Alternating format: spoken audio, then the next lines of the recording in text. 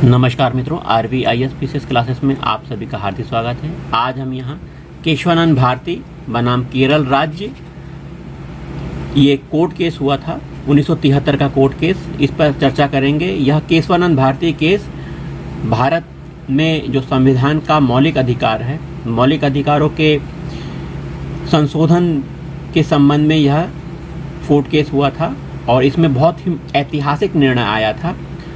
इस केस में 24, 25, 26 और 29वें संविधान संशोधन कौन कौन से हैं?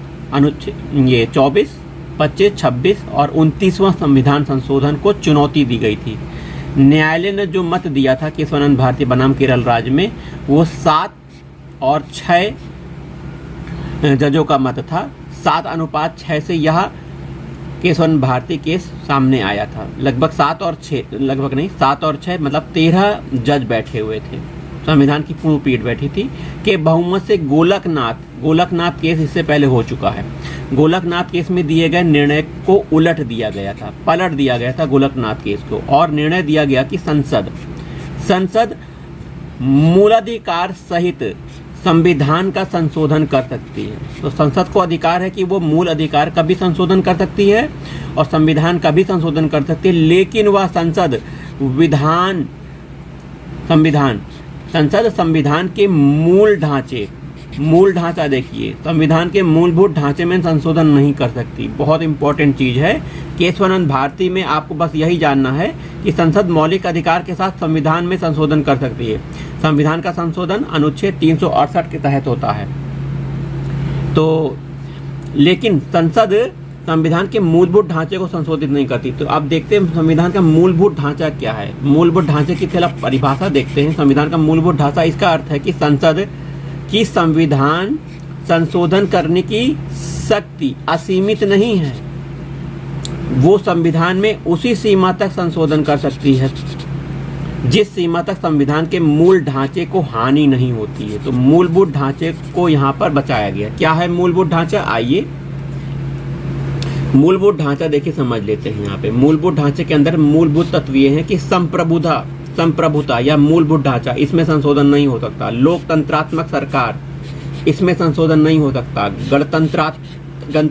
गणतंत्रीय सरकार, संविधान की सर्वोच्चता, ये मूलभूत ढांचा है।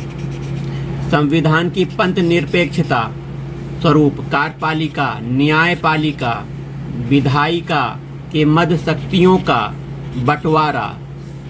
आपको पढ़ने नहीं आ रहा लेकिन सुन रहे हैं आप, ध्यान से सुनेंगे तो आपको अच्छा लग जाएगा। अगला है संविधान का संघीय ढांचा। संघीय ढांचा एक मूलभूत ढांचा है। राष्ट्र की एकता एवं अखंडता, प्रस्तावना की उद्देशिका, देखिए ये मूलभूत ढांचा है। संविधान का भाग 3 लोक कल्याणकारी राज्य की भावना, भाग 4 न्यायिक पुनराविलोकन, जुडिशियल रिव्यू, विधि का शासन, स्वतंत्र न्यायपालिका, संसदीय प्रकार की सरकार। तो वहीं 16वां है संविधान संशोधन करने की संसद की शक्ति, स्वतंत्र चुनाव पर आधारित प्रजातंत्र। ये सब आपके संविधान के मूल ढांचे हैं। मूल ढांचे का संशोधन नहीं कर सकती है संसद, जबकि संसद मौलिक अधिकार का भी संशोधन और किसी का भी संशोधन करती है। संविधान के मूलभूत ढांचे का संशोधन नहीं कर सकती है। मूलभूत ढांचे में देखिए आपको 16 पॉइंट हमने लिखा दिए, 17 पॉइंट, ठीक है। तो इसको आप सुन लेंगे तो आपको अच्छा लगेगा। चलिए मिलते हैं अगले वीडियो में।